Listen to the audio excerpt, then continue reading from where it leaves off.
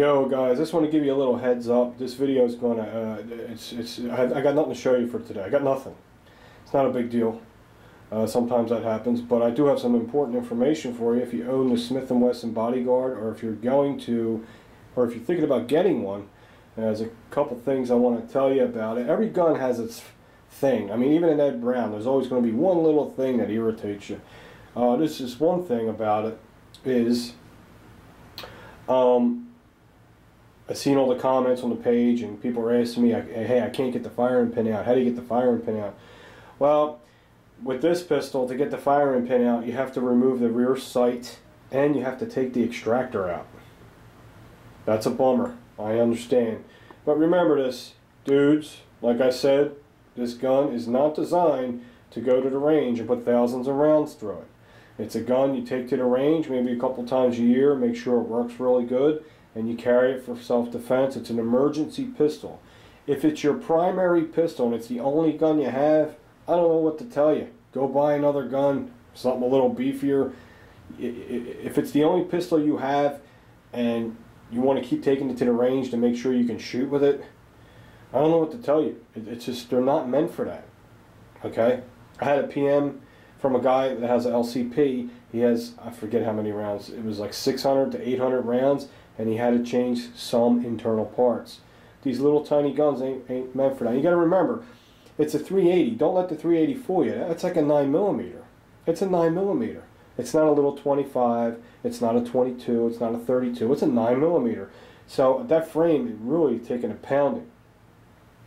Another guy pointed out in my last video that Ron's pin was sticking out in the back of his 380. Now there's a prime example for you of to prove what, just back up what I just said. Ron's got like 800 rounds through that thing. He pounds it at the range just to show you they're really not meant for that. It's the pins walking out. It's just, it's a lot of vibration. It's a lot of recoil for that little frame. A lot of you are going to agree with me. A lot of you are going to disagree with me. But my advice to you is, if you have a little mouse gun like an LCP or a Bodyguard, or you know, any of them little tiny guns, and you want to shoot a lot, you need to get yourself a range gun. Or if you want something small to carry, you can shoot a lot at the range. I would recommend a Glock 27, a Glock 26, you know, Walther PPK. I mean, there's other 380s out there with stronger, bigger frames, but this is it's a belly gun, little emergency, something to keep in your freaking sock. You know what I see? You know, whatever. Don't keep it in your sock. It's bad advice. You know what I mean. I'm exaggerating. So I just wanted to let you know, to remove the firing pin, to do a detailed disassembly, a detailed cleaning, you do have to take off the rear sight. And no, I don't think there's an Allen key. You have to drift it off with a punch. What I would have did if I was Smith & Wesson, I would have put an Allen key lock screw on there to make the rear sight easy to remove, and to make and design it to be removed and replaced, and removed and replaced. That's what I would have did. I'm not an expert. They know more than I do. There's a reason why they got it the way they got it. So the best thing to do is, what I'm going to do is, when I eventually get to 1,000 rounds, which might be like God knows when, 2 years from now, I'm just going to throw the slide in the ultrasonic cleaner and then blow it out with my air compressor and let it dry. That's what I would do. Or maybe I will take it all the way down and do a video and show you how to do it. I mean, it's not impossible to do. It's not hard to do. But it's not what your average gun owner does. Your average gun owner don't take sights off. They don't take pins out to clean their gun. They just do a basic field strip, clean the basic parts, put it back together. But that's it. I just wanted to mention that real quick. And another thing I need to mention is something real important. USMC Pistol Team 2012, United States Marine Corps.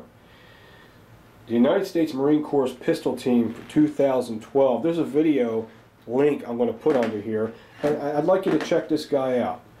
He's a gun armorer for the United States Marines. I always like helping people out from the military, especially Marines. My son's a veteran. He served in Iraq, and he's a former Marine now. You never say ex-Marine, or you always say former Marine, because they're always, once a Marine, always a Marine. That's the truth. But I'm going to put his link under the video. And Colonial Richard Hunter sent me the video, and he asked me to get the word out for the guy. So if you guys would like to show your support for this guy, and it's real interesting. You'll see the pistols the Marines use in their competition. They use 1911s. Yeah, buddy. Got the Beretta M9, and they use a Smith & Wesson 22. And his personal pistol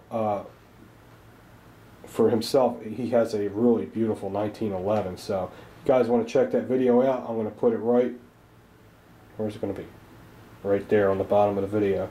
Alright, just a quick update. I hope this helped you out on making your decision with the Smith & Wesson. Don't let that firing pin issue discourage you from getting the gun. I don't see a big deal in it. You can still get the gun clean without taking it out. Or you can learn how to do it. I'll show you how to do it. Alright guys, thanks for watching, and check this link out that Colonial Richard Hunter sent me. I really appreciate it. See you guys.